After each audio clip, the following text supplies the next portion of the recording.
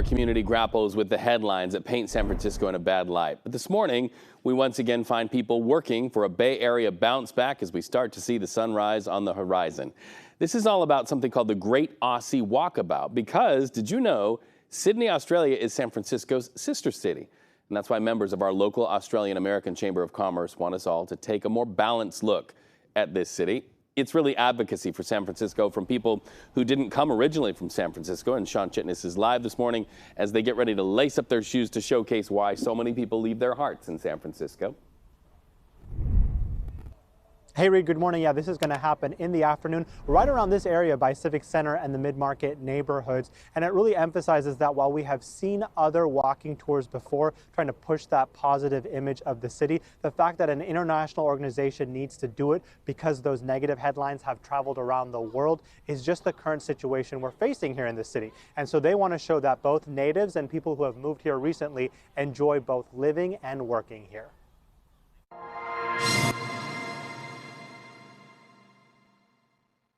Melissa Zajic has lived all over the world and now chooses to call San Francisco home with her family.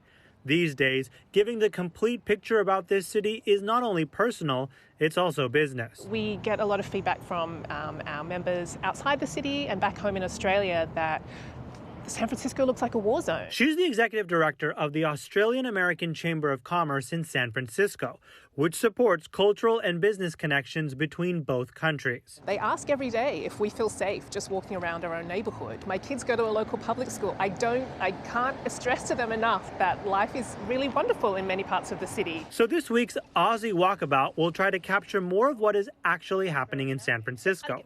From the beauty of City Hall and the work happening in local government to the challenges inside the Tenderloin and the people trying to help that neighborhood each day, as well as the current state of retail and real estate along Market Street. Conversations similar to what Melissa discussed with her family when they visited earlier this year. My own sister was planning a visit over the summer with her family, and her husband genuinely expressed concern about whether they should come and stay with us. The walking tour wants to be an honest assessment for businesses based here and down under about the local economy, just like what her family saw during the summer, what's working well, and what could use some improvement. We really got a much better sense of the city and some of the wonderful points about it. The energy of San Francisco remains a draw for her, and she hopes it's a reason for more companies to do business here as well. It's totally unmatched, definitely, when it comes to innovation. And on that point of innovation, Melissa was sharing with us that while some Australian companies have chosen other cities in the U.S. because of the cost of living, one startup told her that they not only wanted to be in the Bay Area, but specifically San Francisco because it remains a hub for new ideas.